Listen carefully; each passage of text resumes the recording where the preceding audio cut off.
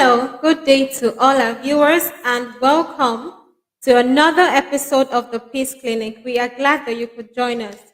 So, the Peace Clinic is brought to you by the Institute of Global Peace and Conflict Management, and I remain your uncle, Janet Michael, and here with me co anchoring is Ambassador Joshua Tahuli. You're welcome, sir. Thank you, Janet. It's a pleasure to meet with you once again. Our viewers, thank you for joining us today as well. Thank you, sir. So, once again, just like I said earlier, it's a pleasure having you join us, and we will be looking at an interesting topic. Today, we'll be talking about different religions coming together for peace in Africa. So, if you're just joining us, we would love you to reach out to the comment section, tell us your name, your location, and we would love to know what you think about this topic. Tell us your contribution, your questions, your inquiries, and we would do well to attend to them. Thank you once again. Ambassador Joshua, you're welcome, sir. Thank you, Janet. Yes, so today we are looking at different religions coming together for peace in Africa. And to our viewers, if you've been following us lately, we have done well to provide slides so that we can have you participate effectively in the Peace Clinic section. So right away, we'll be projecting the slides so that you can also have, a glimpse of what exactly we are talking about and the structure at which the Peace Clinic is going. So right away, I'll be projecting the slides, just like I mentioned. Different religion coming together for peace in Africa. We will be talking about the different religions we have, and we will also be talking about how effective these religions have been in bringing peace to our nation, Nigeria, and also to Africa at large. So once again, thank you for joining us. So we will be looking at the background of today's topic. The idea of different religions coming together for peace in Africa is a noble and important concept. In many parts of Africa, religious diversity is a significant aspect of society with followers of different faiths living side by side. However, there are instances where religious differences have led to conflict and tension. We know that we are a diverse people. We are people with several religions, and there is need for peace because when we begin to look at our diversity and our differences, then conflict is set to come in. But when we put peace as a priority, then it is certain that we will live together in harmony. So, Ambassador Joshua, we would love to hear your view. What do you think about this topic? Different religion coming together for peace in Africa. Thank you very much, Janet. It's a very sensitive topic to discuss today. When we are talking about the issue of religion, it's a very, very sensitive issue, not only in Nigeria, not only in Africa, but globally. Yeah. If we look at India, India is also having this challenge of religion. We are different religious bodies or institutions used to, crash. And even right now, as I'm talking to you, there are crises going between the Muslims, the Hindus. I get a point now. So Yeah. the issue of religion is a very sensitive issue, and even those that want to discuss it have to be very, very careful when discussing it because somebody may misunderstood you based on what you say and how you express it. But we are talking about how different religions can come together to promote peace. And that is the essence of all religions. And all religions confess and profess peace. You understand? Yeah. All of them say we are religion of peace. Christianity say we are religion of peace. Islam say we are religion of peace. The Hindus, even the traditional religion, Yeah. Everyone they is will tell you preaching that the peace. religion is the religion of peace. So every religion professes. But why is it that we are not having peace? Why is that we are having religious crisis? Always. Why is that we are always having religious crisis? So that's why this topic is very, very important for us to discuss today. So, and I'm glad that we have chosen this topic, and I believe that at the end of our discussion, many people will learn something new. Yeah. Yes, many people will learn something new. So it's a very good topic, and I must say that it's a good one. Yes, yes. And one thing that actually came to my mind while you were speaking is the fact that, when you talk about religion, most people think oh, it's just all about devotion to God, or how you serve God, how you worship God. But it's just that is just an aspect of it. Yep. Because most times we talk more about God, even a God that we do not see. Yep. But our fellow brothers, our fellow brothers and sisters, those we live with, we see them. How we relate to them is also religion. Yep. So we need to take note of that. It is not just okay about when we're not just talking about our devotion to God. We are talking about our service to humanity. We are talking about how we interact with people. Because you cannot claim to love God or be devoted to God when you are in a crisis with your fellow brother, when you are killing your fellow brother. So we need to understand that. Very So, important. yes. Very important. Because you cannot love God and hate your brother. Yeah. So what is the basis of your love? If you Yeah. cannot love human being and then you love somebody that you have not seen. Yeah. So it doesn't, in fact, the practicality of your love towards God should reflect in Yeah, man. the relationship you Yes, have. yes, between the man. I get it, but once you don't show that relationship and that love among yourselves as humans, then you don't love God. Truly. Yes. Truly. And it's unfortunate that quite a number of people do not understand that. Yeah. So, once again, we will be understanding the concept of religion. And it is necessary for us to understand religion, just like we said earlier, so that we do not think, oh, we are just treating a particular aspect. We are talking about all around what exactly religion is. So, religion is understood as a system of belief and practice that help individuals make sense of the world, answer fundamental questions about existence, morality, and purpose, and provide a framework for understanding the divine and transcendent. Again, religion is a complex and multifaceted phenomenon that encompasses belief, practice, ritual, ethics, values related to spiritual or supernatural aspects of human existence. Ambassador, what can you say about this concept of religion? Yes, so the concept is all encompassing because we talk about the beliefs. You understand? And is this the belief system that always causes a problem? Because what you believe in is different from what I believe in. And when this belief system crashes, it causes conflict. Do you understand? But it's a fundamental aspect, element of religion, belief system. Do you understand? And then we talk about purpose. What is the purpose of religion? Why do we have religion? What is the essence? Because God created us for a purpose. Yeah. And the purpose is to worship Him. Do you understand? Yeah. And then to serve humanity. So, and this is the purpose for which we have different religions. And we have different gods that we are serving or we are worshiping. Do you understand? So, and then we have different issues that talk about morality. Do you understand? Yes, every religion profess a kind of moral value that we should exhibit to know that yes, you are a religious person.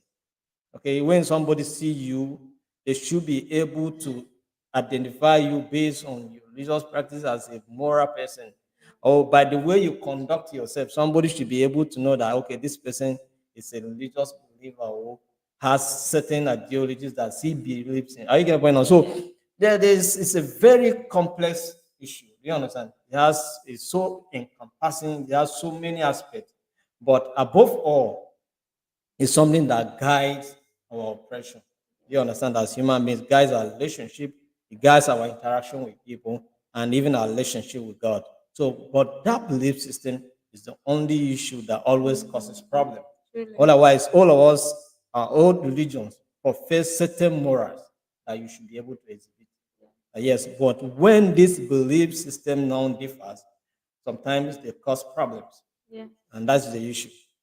I totally agree with you in the aspect of belief. Because most times, the issues we see when it comes to religion is the fact that somebody is saying, "Oh, you are not working with my belief system. Yeah. You do not believe in what I believe in, so we cannot work together. Yeah, yeah. What I believe in is not something you are interested in, or you have a different opinion from what I believe in, and that's why you are my enemy, and I should fight you." Yeah. And that should not be the case. Regardless of our belief system, we can still live together in peace. We can still live in a world where global peace is a reality. And Genesis is a challenge actually, because the belief system, like we say, is a problem because is that belief system make us to measure people and categorize them as unbelievers. Yeah. Do you understand? Yeah. Because I believe in Christianity, I look at a Muslim person as an unbeliever. Unbeliever. And then I'm a Muslim person, I look at a Christian person as an unbeliever. So what is the basis of our categorization? Do you understand? Yeah. If we are actually serving the same God, so the fact that you have different ideology of serving God and I have different ideology of serving God does not make me an unbeliever. So why is it that we look at someone and say this one is an unbeliever and this one is a believer? What are the bases? What are the things that we are using? It's because of our belief system. You cannot use your belief system alone and then decide and conclude that one is an unbeliever. I get a point now, and this has been the issue all along. Because our belief system, we tag others as unbelievers, and which is supposed not to be so. Because what you believe in is different from what I believe in, but all of us, different methodologies, different procedures of approaching God, but we are serving the same God. So we are not unbelievers. You are a believer in a different dimension. I'm a believer in a different dimension. All of us are believers. If we understand this thing as the way it is, and then stop calling somebody unbeliever, it's going to solve a lot of problems. Making a point now, it's going to solve a lot of problems. So that is one thing we should have in mind. Yes. So it is actually unfortunate that, okay, we believe in religion. Yes. Everybody has their belief system. Yes. We believe in God. We believe that God created everybody. Mm. And then we so much focus on that we forget about humanity. Yes. Okay, if we believe that actually the God we are serving actually created everybody, then we are all one under God, regardless of your beliefs, regardless of your color, regardless of the way you act, the way you do things. So I think while we are talking about religion, we should also think about humanity. Yep. Because God made humanity. And if God made humanity, then humanity is a priority to God. Money is a priority. And if we claim to serve God, we should also, have humanity at the back of our minds. Yes. Yes. So we are proceeding. We'll be talking about the key elements of religion, and this includes, just like we mentioned before, belief. Religion often involves belief in the existence of a higher power, a deity, a religious reality that governs the universe and human Just life. mention it. And next, we have practices and rituals.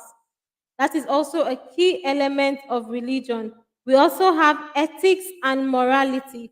So when we're talking about religion, we're talking about beliefs, we're talking about practices and rituals, we are talking about ethics and morality. We are also talking about community and fellowship.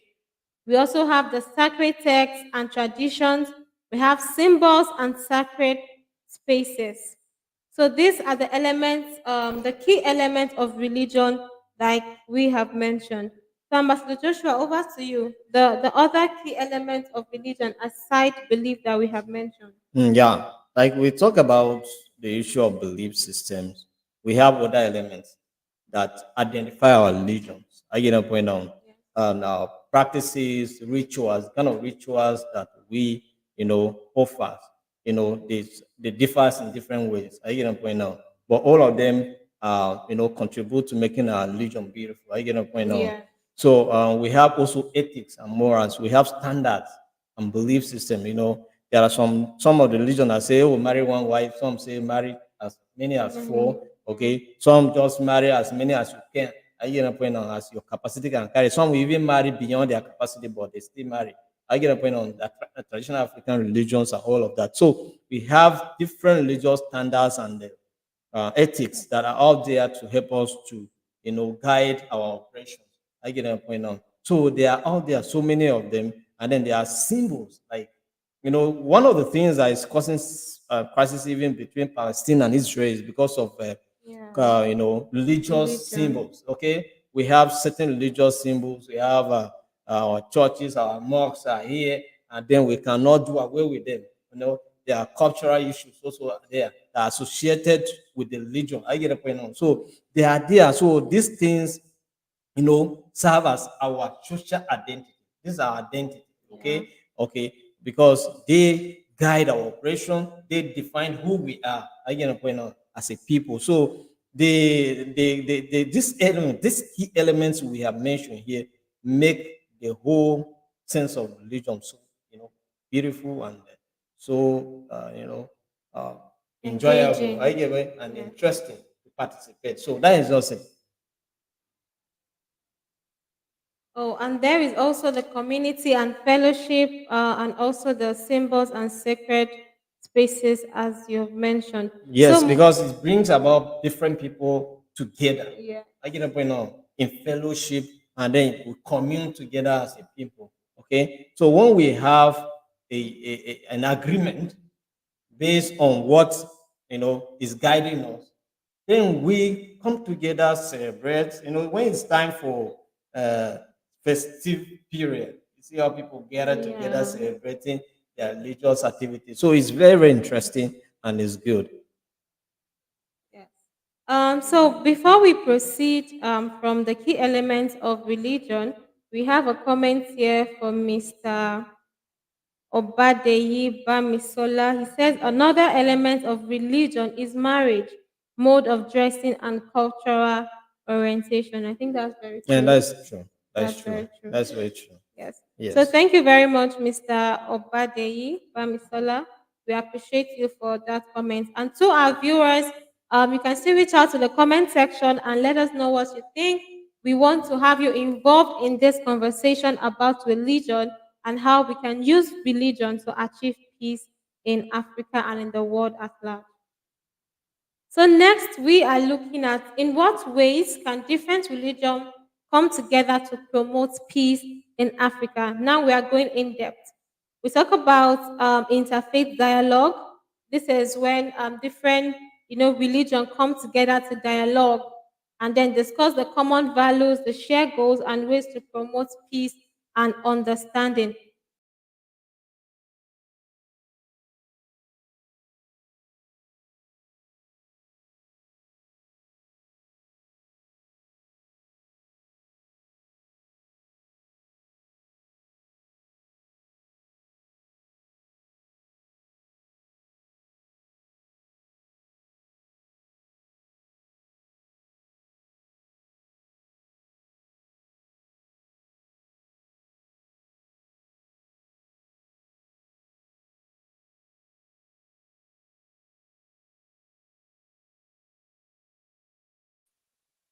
So this is when different religion come together to dialogue to promote peace, and I think that is an important and interesting aspect, of achieving peace. Because when these different religion come together to dialogue is a key aspect of resolving conflict, as we have been taught or as we know. So when this different religion come together to to dialogue to understand themselves better, it's a very good way for promoting peace and resolving conflict. Janet, I think we are not dialoguing enough.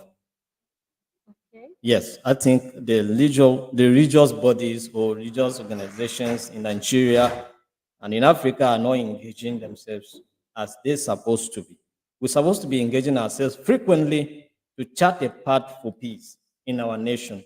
But what I discover is that we are distancing ourselves. We don't want to come together to discuss. Coming together to discuss is as if it's a sacrilege. Are you getting the point now? It's like so it's a crime that we don't need to dare it. Are you getting the point now? She said, I can't know how can I go and be discussing with the infidels? How can I go and be discussing with the unbelievers? Are you getting the point now? So I should not be seen in the assemblies of unbelievers. Are you getting the point now? So all this kind of mentality is making us distance ourselves. We don't want to come together and understand each other. How can I come together? We discuss, share our experiences, and then chart a path for peace for ourselves and for our nation. I get a point now. Instead of distancing ourselves and saying that this one is unbeliever, I cannot commune with unbeliever. Why should I be having unbelievers and dialogue for what? No, we need to sit down and discuss our differences so that we can understand our differences better. Yeah. And then when it comes to engaging ourselves, we know how we can engage ourselves better. I get a point now. If we shy away from discussing and dialoguing our differences, discussing to have better understanding of who we are and what our religion comprises, how can we know it? How can we avoid certain things? Yeah. I get a point now. Yeah. And that's why sometimes certain things happen because of lack of knowledge. Yeah. If you know something very well, you should be able to avoid To it. avoid it, to avoid conflict. Yes, to avoid conflict. So, but we don't want to know. We are not interested. We tag it as one manner. We say it's unbelievers. I cannot associate myself with that. It doesn't. It has not called for that. So many religions come together to discuss ourselves, discuss the nation, discuss our common future. I get a point now. Instead of creating divisions that is destructive, it's not helping us as a people. Yes. And I also think that when it comes to interfaith dialogue, the focus here are actually the leaders, the religious leaders. Because, okay, the followers might not feel like, oh, there should be, coming together to mingle with those of other religion. But when they see their leaders, having meetings, having dialogue, now it is those leaders that will go back to their followers to, like, more like interact with them and tell them the necessity of understanding the other religions for peace to flow. So I think when it comes to interfaith dialogue, the leaders should be the target. They are the Yes. ones who are responsible. Yes. As the leaders, they should take responsibility, to ensure that conflicts are being resolved and that peace prevails in every situation when it comes to religion. Yes, we have the bodies, the Christian bodies. We have the Islamic bodies in Nigeria, Yes. and they have different aspects, and they have leaders heading all these organizations. So all these organizations supposed to like have a common ground where they come from time to time to discuss. Yes, I get a point yes. now, but we have not been coming together to discuss frequently. I know they are on ground, but they have not been coming together to discuss frequently and chart a path for the religious institutions in the nation. They're supposed to have a kind of a path that guides all of us. Yes, we have our Quran, we have our Bibles. I get a point now. And we have other books that guide us. But why can't we also develop a path as a nation, having it in mind that we are a diverse group of people? Yeah. With diverse religion, so we should have a path that guide us and unite us the more. Because the Bible says something that we actually keep the Christians away from this, from the Muslims, and the Quran also is saying something that will keep away Muslims from Christians. I get a point now. So why can't we now have a book that unite us together, a pact that unite us as a people? So this is what we expect that these different religious bodies should come together to do. Develop a pact that will guide our operation as a people in a particular geographical location. It will help us the more. I get a point now. So me, that's what I'm thinking. Because we should come together and talk more and discuss more. That's what interfaith dialogue is all about. So that we understand ourselves better and chart a path for ourselves. Thank you. Oh, beautiful. So we will be looking at the comment section. We have a comment from Mr. Jeremiah Peters, and he says, clergymen have immense influence over their followers. If they use religion to promote peace, it will spread rapidly. Across all faiths, leaders must champion peace and conflict resolution. Their messages shape our communities. Let's ensure they guide us towards harmony. That's a good one. Yes, thank you very much, Mr. Jeremiah Peters, for your comments. We deeply appreciate it. So, if you're watching us right now and you are a religious leader, it is your responsibility to ensure that there's interfaith dialogue and that everyone is carried along and conflict is avoided and peace reigns when it comes to religion. So, next, we will be looking at collaborative peace building initiatives and joint humanitarian work. Religious leaders, I believe, can come together, can create a structure, a monument, joint humanitarian work, collaborating for humanitarian project, so that, when it comes to religion and religious crisis, most things that suffer is, project. You see buildings being destroyed, you see hospitals, you see schools, so many devastation um, happens. Now, when these projects are jointly made, I don't think a religion has worked hard to ensure that a particular project is being done or, something is being built, would have the mind to destroy it. Most times, this destruction happens in an attempt to, affect the other group of people.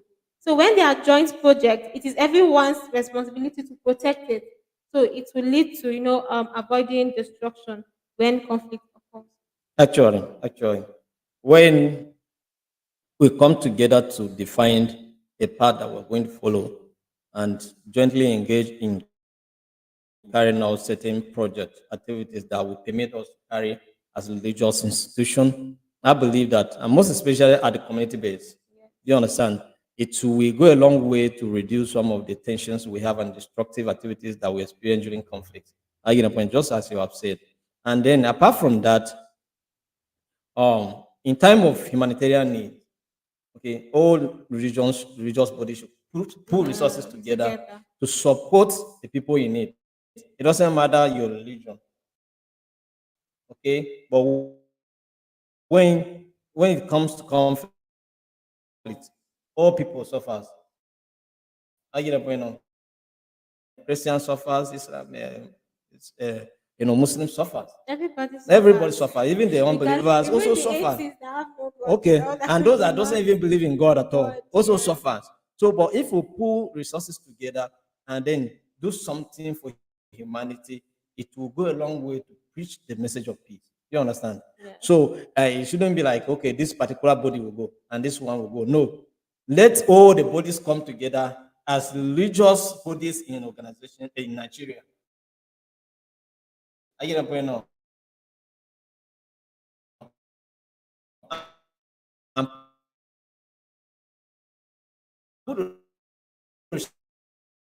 resources together.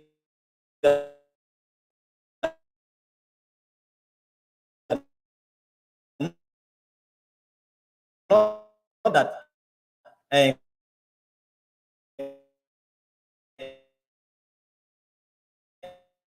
can will go and then this arm will go. No, no, no. Yes. That we, the religious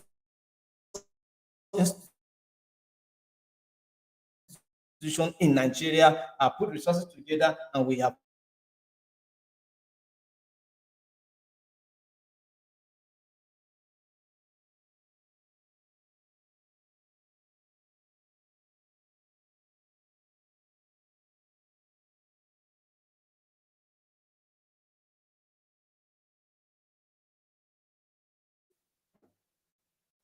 Once again, to our viewers, if you're just joining us, we would love your contribution. We've had several others contributed to this. We would love to know what you think about this topic. Different religion coming together for peace in Africa. Peace is a priority. So we need our religious bodies to come together for peace. So next, we are looking at educational programs. I'll just quickly do a run through to save time. Educational programs, we have advocacy for religious freedom. We have cultural exchanges. We have supporting interfaith organization. Now let's talk about educational program.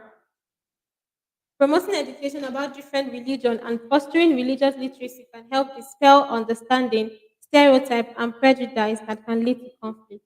Master Joshua, I remember back in the days while I was in secondary school, at at a certain point, I actually studied Islamic religion as a Christian.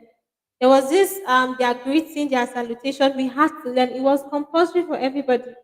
Even the Muslims had to study CRK. Then it was called Christian religious knowledge. And we were just all together, young people, young children, and we're just learning. We would interact in their own Islamic term, and they would interact. But while okay, we moved from that as we were growing up, it became separate. We're no longer allowed, to go into the Islamic class, and the Muslim students were not allowed to also partake in the CRS class.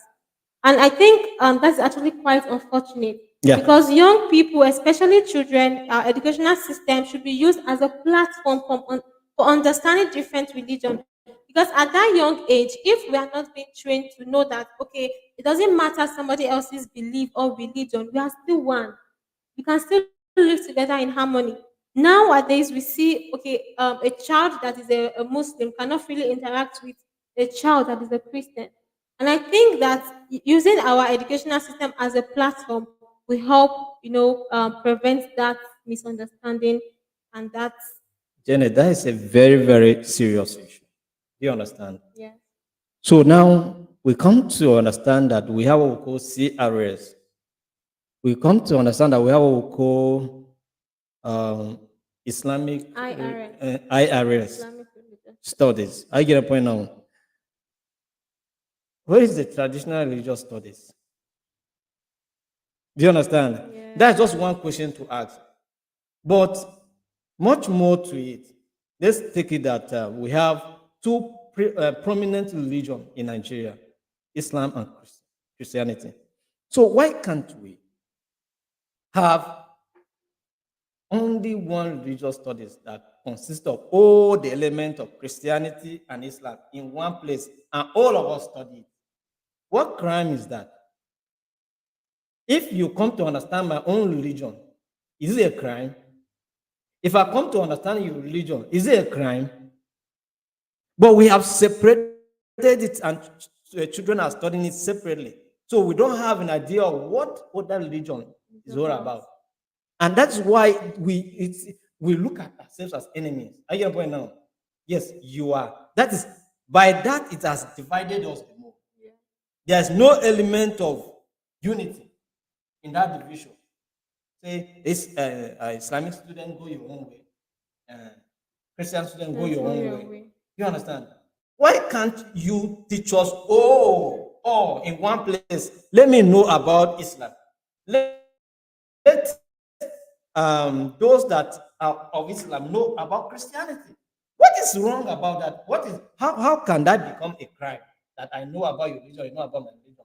What does that? What does so I think we need to restructure some of these things. Yeah.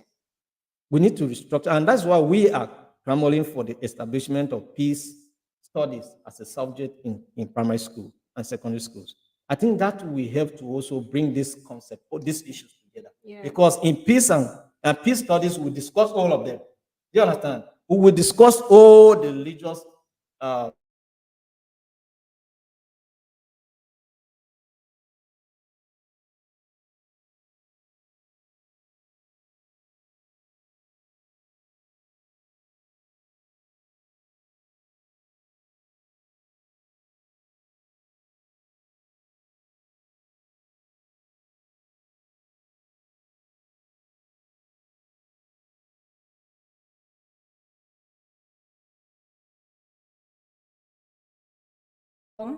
where peace where peace education is being taught and students are made to understand that regardless of the religion, regardless of the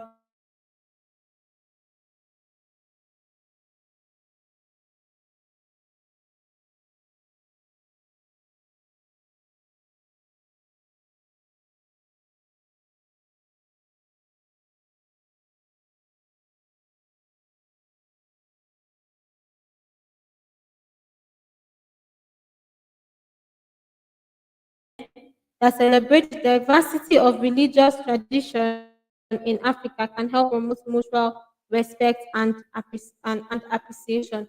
And I think that we do not do that well often. When we're talking about cultural exchange, it's not just about okay different cultures, displaying. It's also religion. Let religions to come out to display so that other people can understand, their religious festivals, their events, and also our diversity. I think that would also help us to live in peace. very, very important. It will help us to. We have a Ministry of Culture and tourism and all of that, but you know, we have not often seen the activities at the community level. You understand? We need to see more of the activities at the community level. whereby many religious organizations come together and then display their culture and their beliefs and how they do certain things. I get a point now. Because Yeah. there are certain religious festive activities that we do. Let's come and do them. Let's come and do them together. Do your own. Let's see. I will do my own. See your own. And so by the time we do all of this, it will unite us the more. Because the essence of everything here is that we should be united, we should live in peace.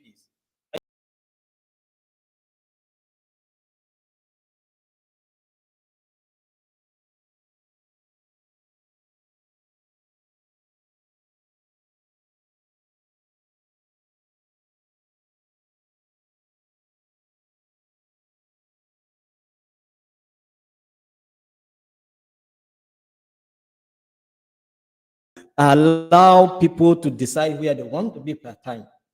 If I am a Christian today and tomorrow I feel I should be a Muslim, and I have a strong conviction that I should be a Muslim, I should be allowed to be. If I am a Muslim today and I have a strong conviction of becoming a Christian tomorrow, then I should be allowed to be. There should be no element of repercussion whatsoever coming from any follow him and that because you have changed religion, then we'll deal with you. No, it shouldn't be so.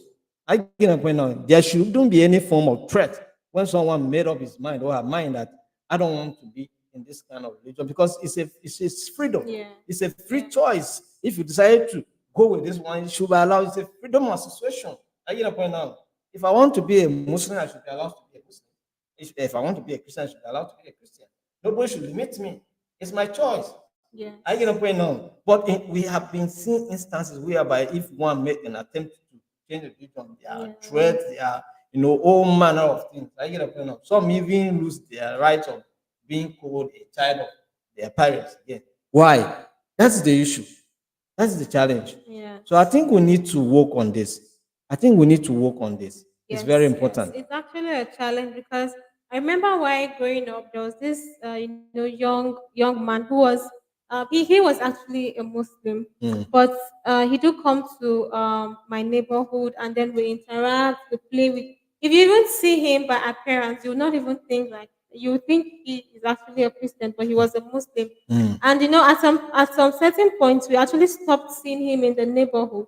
And he was this kind of friendly person that was free with everyone. And when we asked, we found out that he started having issues with his family because they were like, "Oh, he's interacting with unbelievers. He's going there making friends, and we're getting all comfortable with it." And they were not okay with it. And at some certain points too, we also heard that he wanted to like switch his religion because he as a person was more comfortable with the religion he was in than from the religion he was born with. Yeah. But at some point, his life was under threat, and he had to like leave the state entirely, just for his safety. And I think that is something that we should address. People should be allowed, there should be religious freedom, Yeah. and it's everyone's responsibility to advocate for religious freedom. So once again, to our viewers, we can see you. We appreciate you joining us today, and we are looking forward to hearing from you concerning what you think about this topic: different religions coming together for peace in Africa. So we will be looking at the several instances in the past where different religions have come together to promote peace in Africa and around the world. And the first we'll be looking at is the multi-religious initiatives in Africa. Now we will be focusing it on the interfaith peace building in Nigeria. Ambassador Joshua, can you tell us about this initiative? Well, it's a good initiative that aims to unite religious institutions in Nigeria, and they have been making efforts in one way or the other to promote peace. The challenge is the result and the outcome of the efforts, and how often they have been making the effort. Do you understand? And how persistent they are in making the effort. That is what is the challenge now. But they are there. But the issue is, what are they doing? What result have they achieved?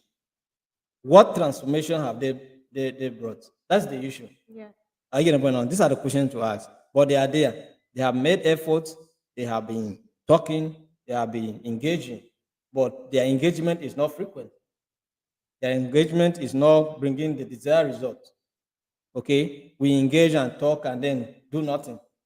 So it's not just about talking. Yeah. It's about taking a result. step, about doing something to bring the real transformation. I get a point. The real change that we want. So if you come, engage, discuss, but you refuse to take action, then your discussion means nothing. Do you understand? So we have religious centers that come together as a, multi-religious institution coming together to discuss. But if they have only been discussing, and we here we are always good at discussion without taking any steps. That's the problem. So we talk a lot with few actions. So we need to do something concrete, something, so that we can bring the real and desired transformation we are looking at. Yes, yes, beautiful. So to our viewers, we have the multi-religious initiatives. But I think on another hand that this is actually good because it actually serves as a platform.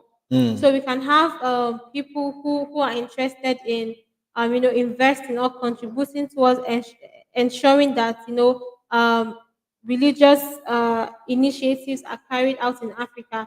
They can partner with these bodies, who already have experience in interfaith dialogue and peacekeeping workshop and community engagement to ensure that religion is a major vehicle when it comes to promoting peace.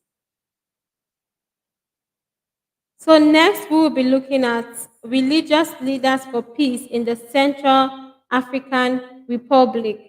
And here we have, different religious leaders from different faiths, including Christians and Muslims, who have worked together to address interreligious violence and promote reconciliation. This platform composes of religious leaders who have played a key role in mediating conflict and advocating for peace.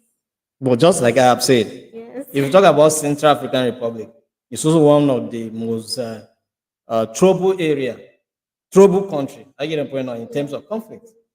Just like Nigeria, the two countries we have mentioned now, we have these people taking steps and doing something for peace, but it has not yielded the desired result. You understand?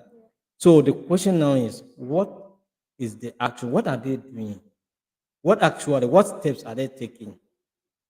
You understand? So is the problem? That is where the problem is. They are not that they are not doing anything. They are doing something, but what are they doing that we are not seeing the result? Yeah. And how sincere are they doing it? How passionate are they concerning this matter? Do you understand? This is the issue. It's not just about doing it. How passionate are you doing it? And how consistent are you doing it? How frequent are you engaging? How are you spreading with your engagement and your message? Do you understand? What platform are you engaging people? And who are you engaging? Are you engaging only the elite? Are you touching to the grassroots?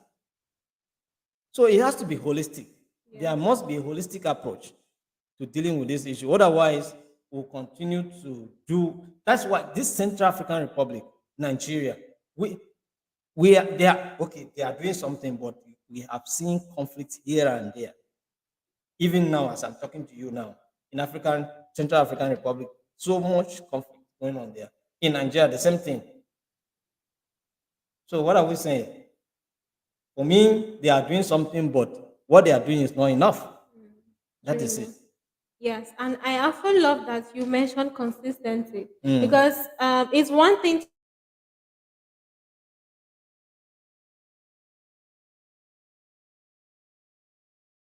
keep getting the results. Exactly. So it's not just a one-off project. It's peace is something we work towards consistently because today there might be peace and there might be crisis. So Exactly. there's no time for us to like stop and then stop doing what we are doing, but to continue to do them so that to ensure that conflict is being kept far away. So next we will be looking at why these past efforts have not yielded the desired results. And I, for one, think that this is beautiful because we need to know what we are doing wrong. Just like you said earlier, it's not just doing it but we are not seeing the result, then there's a Yes. problem. There's a problem. And we need to look into it to know why we are not seeing the result. Mm. Why, regardless of these bodies that are operating, there's still crisis. Mm. Why, regardless of this body, we are still seeing, especially in our nation, Nigeria, Mm. we hear about several crises, Mm. religious crises. Mm. And when you tie that down, you notice that those crises, have a religious backing one way or the Exactly, other. exactly, So there is exactly. need for us to look into this past effort Mm. and to know why it has not yielded Yes. results. As Whether it it's a ought to. political crisis, it has a religious aspect. Yeah, behind It it. every aspect, whether it's a farmers either crisis, it has an element of religion inside. I get a point now. Truly. So it's so much affecting us. So, but why? Yes. So the first why we'll be looking at is deep-seated mistrust, historical conflict, stereotypes, and prejudice between religious groups can create deep-seated mistrust. Janet, that is actually a problem Yes. for us in our nation. The issue of mistrust is a fundamental problem, a very fundamental problem. Oh, and then let me just give you an insight, an instant. The 2023 general election. If the older religion believes in the older religion, why is it that there was so much trouble Yes. in So the much country tension. because of same faith ticket? It's built on the issue of Of mistrust. mistrust. I get a point now. Because the other people felt that if this particular region is the only one there, then my interest is not It's covered. not covered. Why are we afraid? If we trust each other, if we know that it doesn't matter whether it's Christian or Muslim, it doesn't matter. They are going to bring policies and programs that will serve the interests of all the parties. You understand? But we are afraid because we don't trust each other. And why do we don't trust each other? There are historical instances that make us not to trust each other. Do you understand? Yeah. There are historical instances that we can point at and say, this is the reason.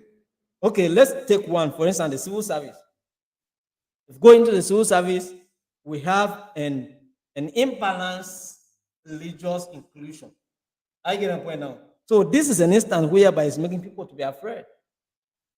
Okay, and then there's this ideology of a quest for land acquisition, and then all those there are so many other factors.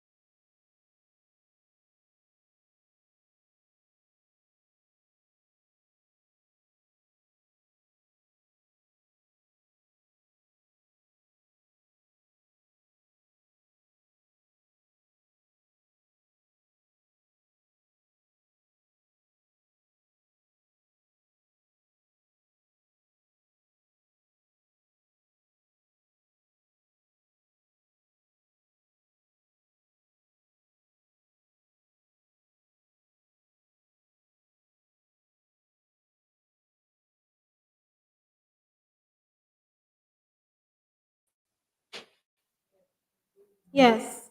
So I deeply agree with you, Ambassador Joshua Tahule. There is actually, a deep-seated mistrust when it comes to religion, because you have this religion, just like you mentioned.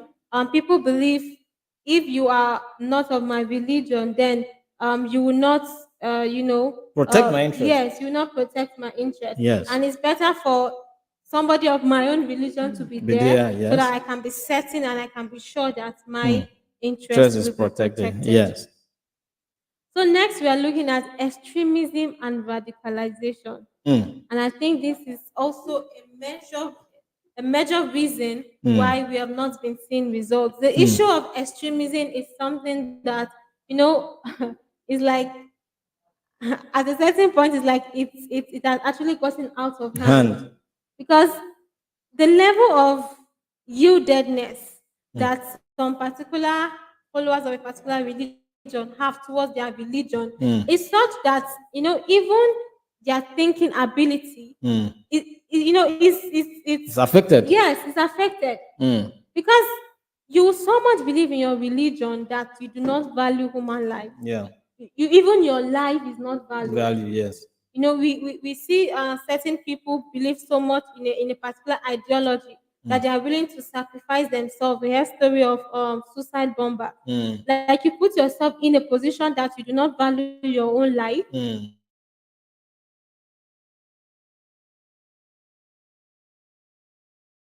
Yourself to it, that it doesn't matter the repercussion at the end of the day. Mm. So I think religious extremism, you know, in a large extent has a major connection with mental health or Yes. mental instability because Mm. nobody in his right senses, will so much believe in something that even your life is not worth holding on to.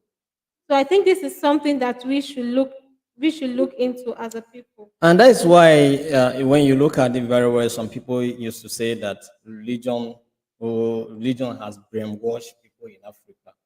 Do you understand? Yeah. Because, but is it only in Africa? Let me just bring this to our notice quickly that whatever you so much hold on to and believe in becomes your religion. Do you understand? Yeah. So it's not only in Africa. Some people are addicted to some drugs to a point that get them to a point they begin to, kill. Do you understand? They become so depressed and then they misbehave. So when we, so much believe in certain things, okay, and we are not ready to look at the negative aspect of that Yes. belief, Consequences. then it becomes a hindrance, okay, to whatever solutions that we are proposing. You understand? And that's the reason why some of the efforts we have put, or some of these religious organizations have put in place, are not working, because we come to the table and discuss, but we went to our church, to our mosques, and preach something else. You understand? Yes, if you actually talking about a certain aspect of the religion that we feel that should be put in check, there are certain beliefs that we should put in check. I get the point now. So if we can able to identify those belief systems that we should put in check, then we should put them in check and work towards making sure that there's an implementation. That our prophets are not preaching them, are not talking about. Our imams are not talking about them. I get the point now. But there are certain things that they believe. When you so at the early stage, you are telling someone that Western education is not good, that I should not accept Western education. Okay? So what are you telling this person? I get a point now. Automatically, anybody who attended in Western education is your enemy. Because once you begin to have interaction with such kind of person, there's Yes. tendency that the person will corrupt you. You understand? So that will make you to distance yourself from such and not engage so much. I get a point now. So what some of this belief system, we need to put them in check. Yes, we are not saying that you should not believe in your religion and God you're serving, but it shouldn't be to the extreme that it will affect other people's life and other people's freedom of worship. I get a point now. Yes, it's when it becomes so extreme now to the point that you know you cannot interact freely. Then it's a problem.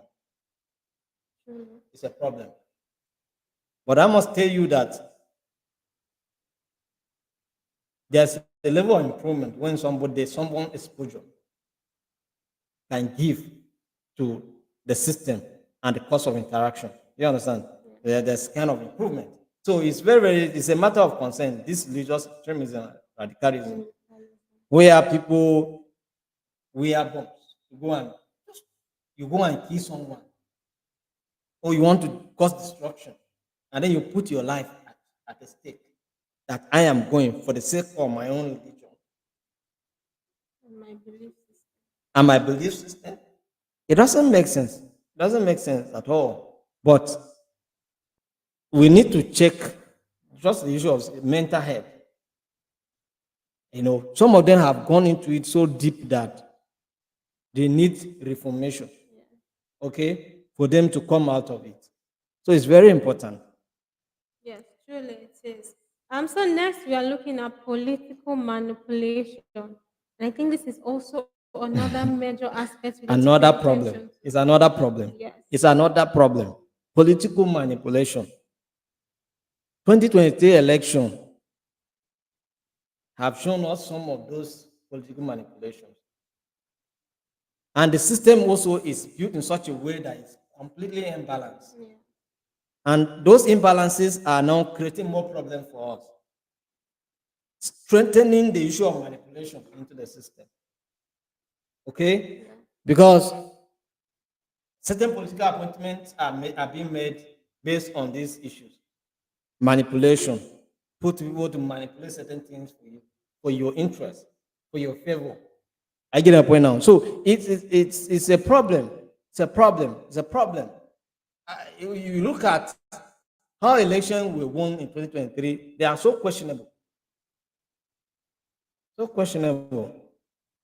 And then you begin to wonder why. Yeah. You understand? So this kind of manipulations are also causing more problem for us. Political manipulations.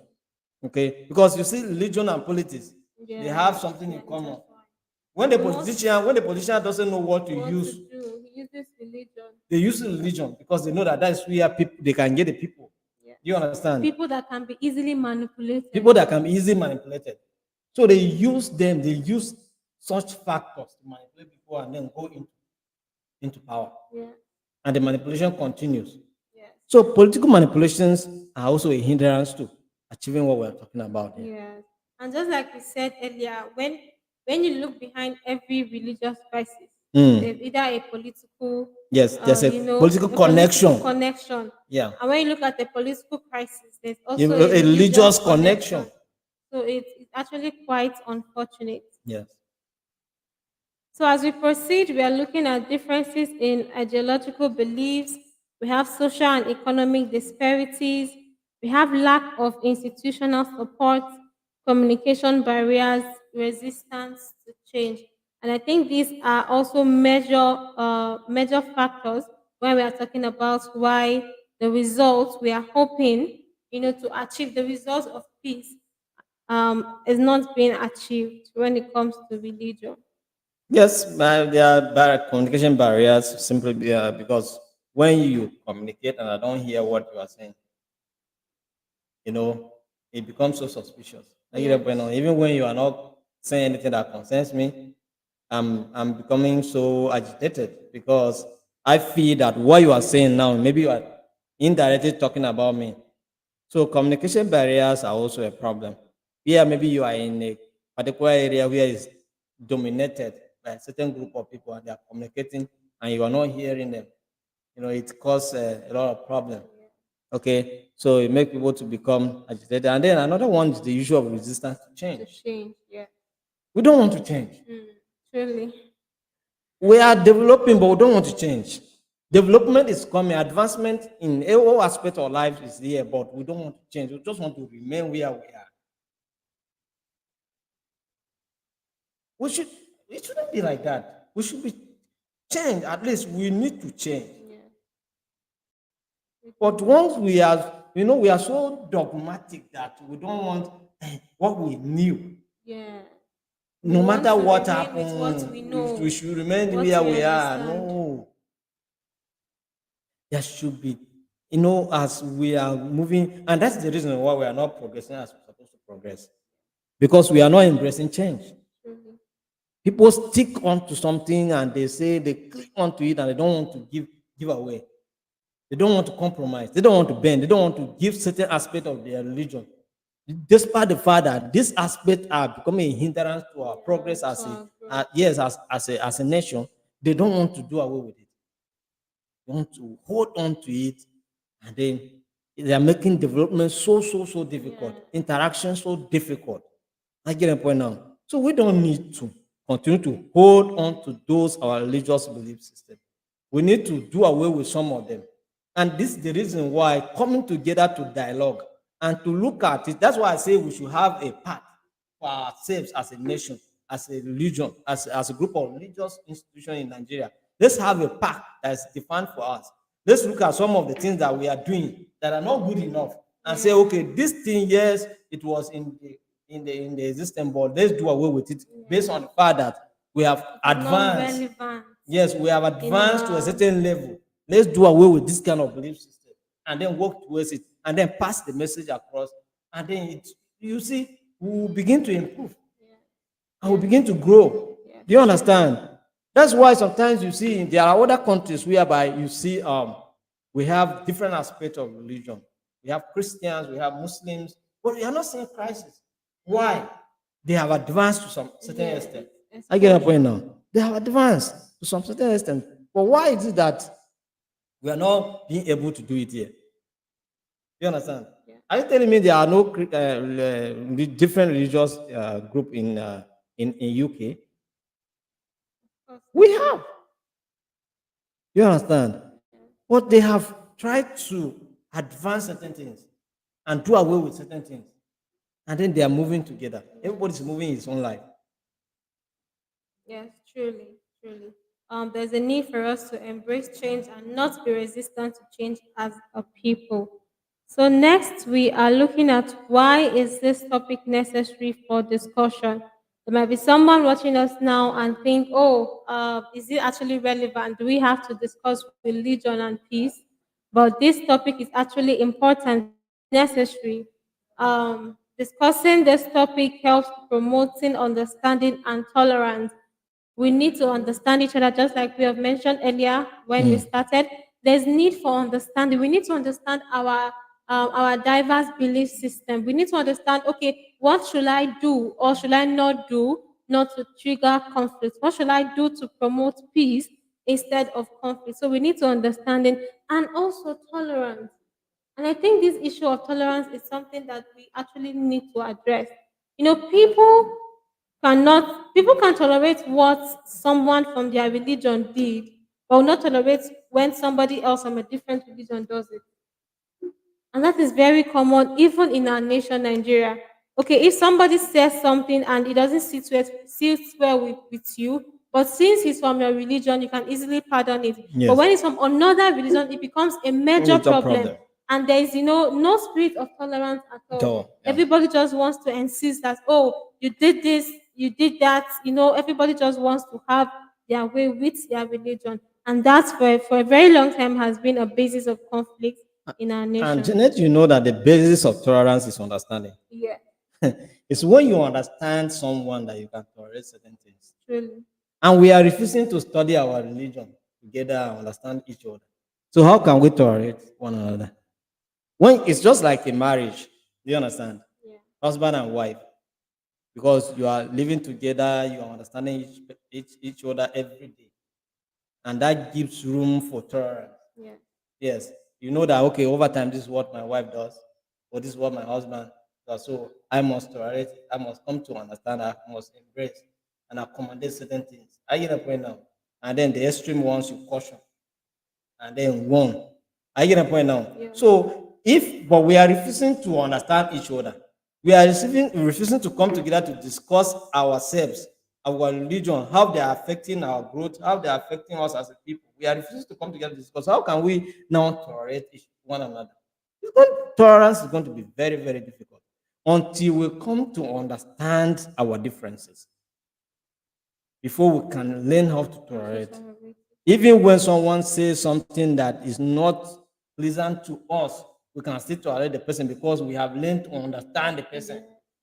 I get a point now. So it's very, very, and that is why we're discussing this topic today. So that there's a need for us to come together and me and you as I'm sitting here. There's a limit to what we can do. Truly. You understand? It's possible we can draft a proposal. We can even invite all the religious institutions and hold a conference. But we will not be there to implement it. They will be the ones to go and implement it.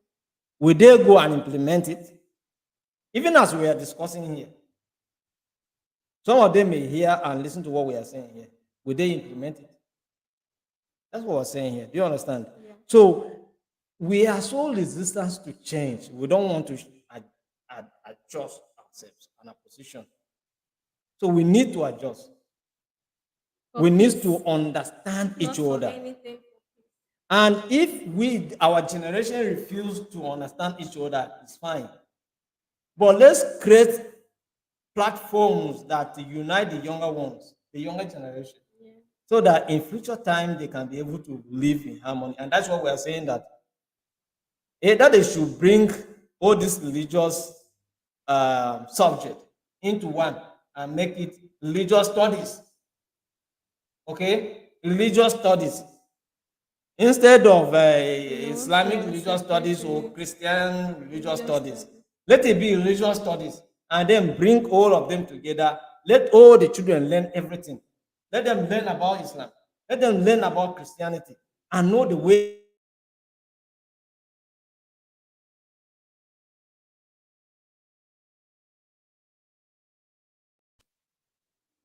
Yes, that is important. So next, we are looking at encouraging dialogue and cooperation.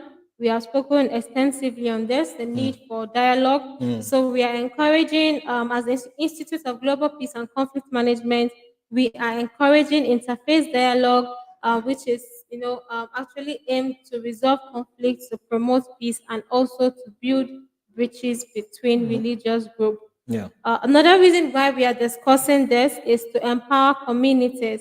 We just showed you, examples of interfaith initiative and peace building efforts. The objective is to empower communities, to take action towards harmony, reconciliation, and social cohesion. So we are to take responsibility of, how peaceful our society becomes. We must take responsibility to, at all costs, avoid conflict. And even if peradventure conflict comes, we should have, the ability to actually resolve Resolve the the conflict, conflict, yes. and then always ensure that we are in a peaceful society. So another reason why we are doing this as an institution is to raise awareness, to bring your attention to the challenges, the opportunities, and the benefits of interfaith cooperation, and how religion can be used as a tool to ensure that peace reigns in our nation, Nigeria, in all the nations in Africa, and also in the world at large. We are also aspiring action. That's actually one of our mandates to, educate the general public Yes. about certain things, because there are certain things they feel that they are doing right, but they are doing it wrongly. Okay, we have just mentioned some of the things here. Okay, so it may, in your own belief system, you think is correct and it's what your religion says you should do, Yeah. but practically, by you know by the fact that we are coexisting together, there are certain things we need to do away with for the sake of humanity. Do you understand? Yes. And for the sake of our own peace. And if we actually profess that our religion is a religion of peace, then there are certain things, certain actions, certain things that we should do away with. It doesn't matter the level of it doesn't matter the level of blasphemy you feel that your religion has been blasphemed. You have to still tolerate, because for the sake of humanity, for the fact that you are professing that your religion is a religion of peace, then you must tolerate. I get my point now. Yeah. Yes. Yes, tolerance does not mean that you should not correct someone when someone did something wrong. Yes, but don't take it to the extreme. Do you understand?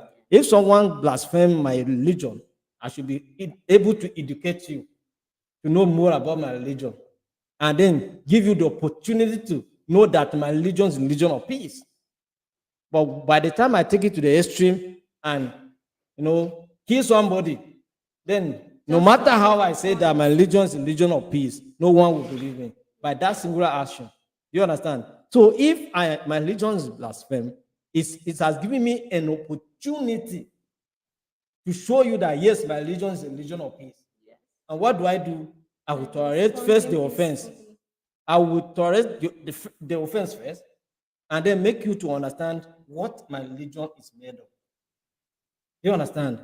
I'll tell you what you need to know that you don't know that made you to make that statement. Do you understand? Yeah.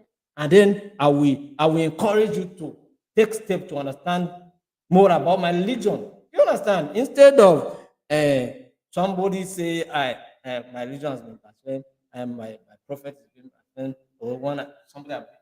No, it shouldn't be so. It shouldn't be so. We are not saying that you should not defend your faith. You can defend your faith, but not with extreme measures, Yeah. not with extreme action. You can defend and correct somebody in peace, in patience. Are you getting the point now? Patience. Patience is a virtue of peace. Are you getting the point now? Yeah. So you have to be patient with one another and then correct people with patience. Are you getting the point now?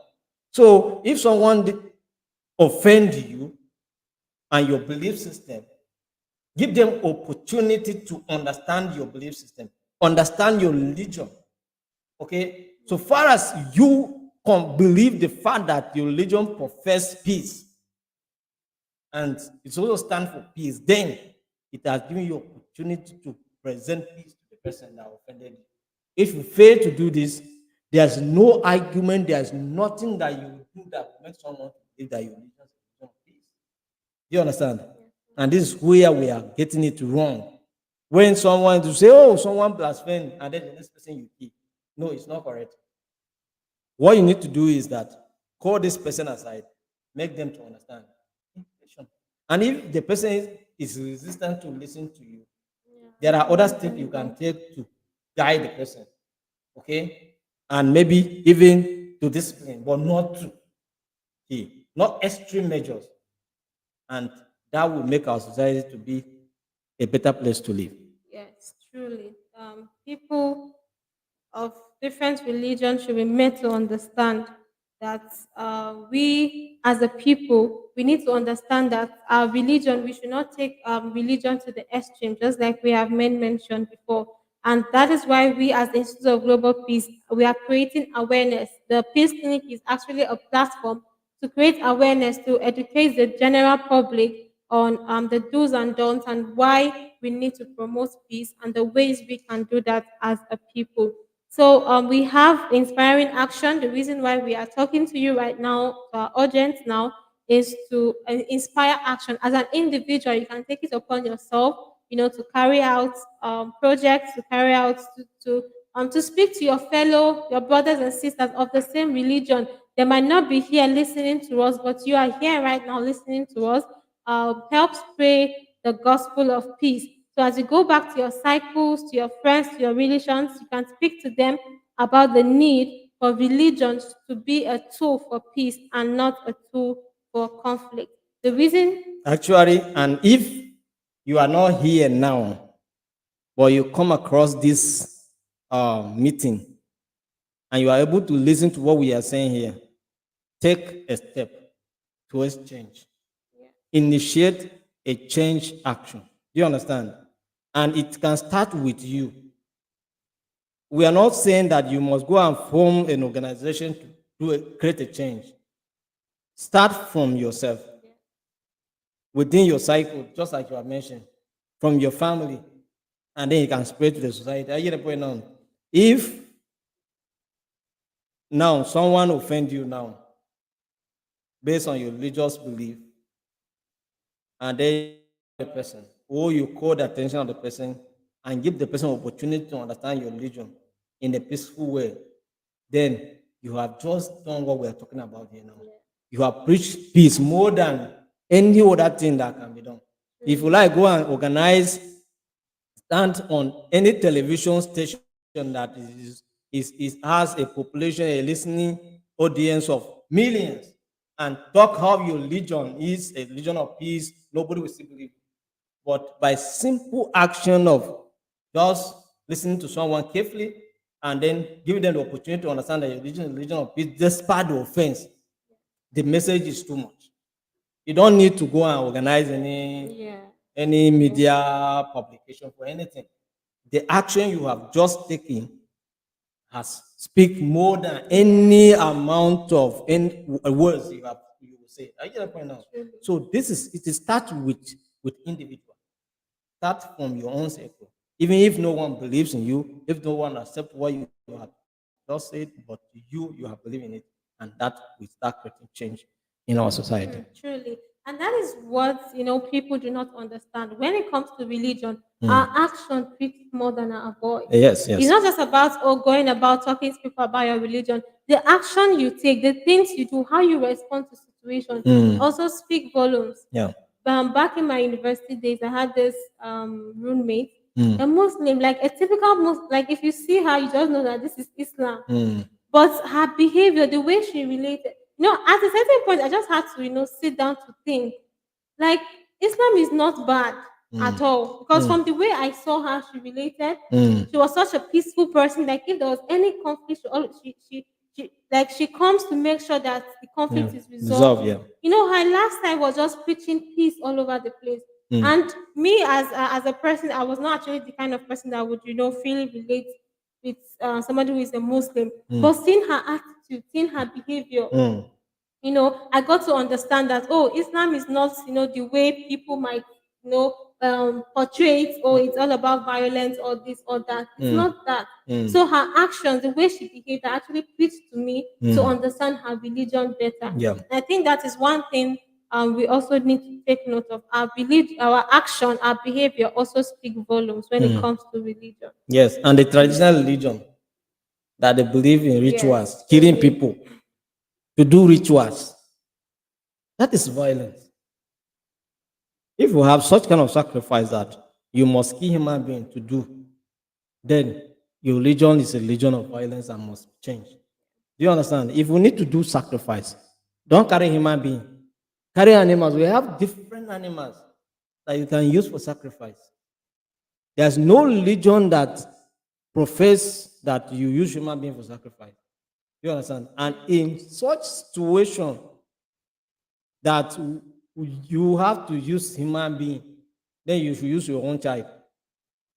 If you Or must you use use your yourself. You should not or even. you should use yourself. You're not permitted to use your And job. don't even use your child because you are violating his right. I get it. Yes. So use your own self, sacrifice yourself, and see how it is to sacrifice human being. I cannot point now. Sacrificing yourself is also an offense because Actually, you are no, depriving the but that's the society. worst case now. So if you must sacrifice someone, then sacrifice yourself. You understand?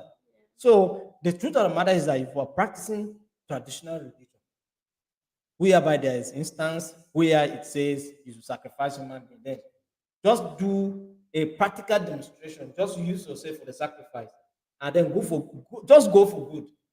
I get a point now. So because I don't see the reason why you go and carry your own child or someone's child to go and sacrifice. I don't believe in that. And it shouldn't be so. So if anybody is practicing traditional religion that has to do with sacrificing human lives, then you are in the wrong religion. You understand? Truly. You are in the wrong religion because it's affecting humanity, and the freedom that we are professing. All right. Thank you, Ambassador Joshua. Now we move into conclusion. Despite these challenges that we've just mentioned, it's essential to continue efforts to overcome obstacles and work towards building bridges between different religious communities. And through patience, understanding, perseverance, and a commitment of shared values of peace and harmony, it is possible to address these hindrances and promote interfaith cooperation for peace.